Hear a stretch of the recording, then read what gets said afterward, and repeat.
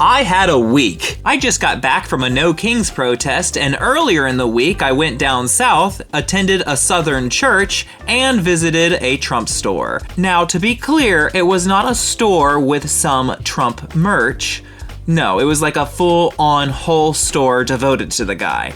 And honestly, I need to talk about this crazy week. Firstly, hi, I'm Luka, and I love to talk to people.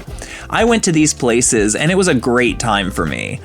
While I was out, I got to see how the No Kings protesters were organizing charitable donations of food and clothing, and people were really nice and talkative, and none of them spit on me when I said I leaned towards the right.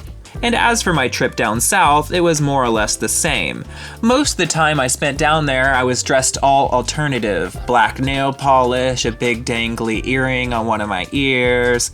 And I enjoyed my time down there. Nobody bashed me for the way I look. I went to church and it was nice. And the guy behind the counter at the Trump store, he was nice and talkative, despite me sounding like a total fruit and looking really edgy. This go-anywhere attitude is not new to me. I've worked at a soup kitchen where I would just sit for hours listening to people. One person went into incredible detail about the end of the world for like 2 hours. I've gone to pro-life marches. Ooh, I was at my city's first Pride parade. I can basically get along with anybody. Heck, I was even more conservative back in college, and most of my friends were liberal. Long story short, I don't believe in the puritanical approach when it comes to who I interact with.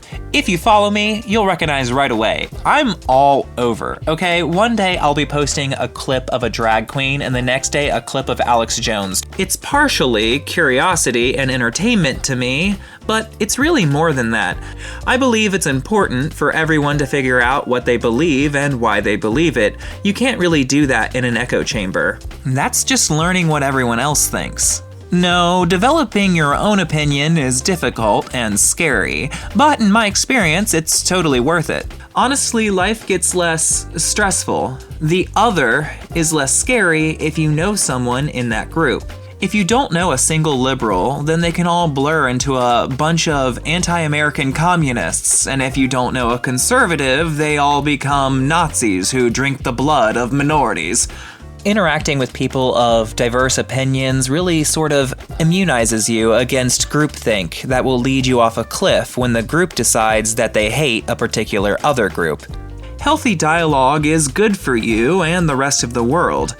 Daryl Davis is a big inspiration for me, and if you don't know who he is, he's an American musician who befriended actual KKK members and, in time, convinced them to leave the KKK. Listen, you may not be in the mental space where you are properly equipped to have these kinds of conversations today, and that's totally fine.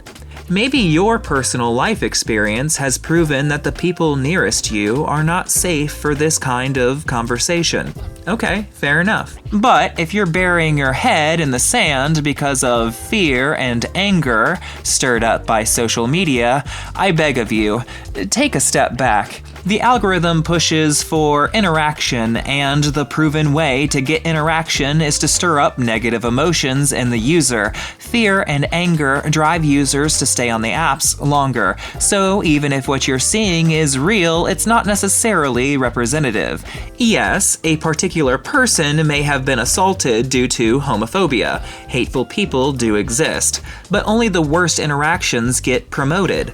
Sensationalism gets highlighted, and it slowly convinces you that's the norm. Again, if you're not in a safe situation, I get it. And if you're not in the right headspace, okay. But otherwise, your goal should absolutely be to make yourself uncomfortable. It's good for you and others. This last week was more proof to me that the world is not all horrible and depressing. So, to all the liberals who watch me and disagree with some of my takes, I hope you stick around and add to the conversation, even if it's just to tell me I'm wrong. And to all the conservatives who want to punish me for being a bit fruity, I deserve to be punished. Bye, fruity bitches!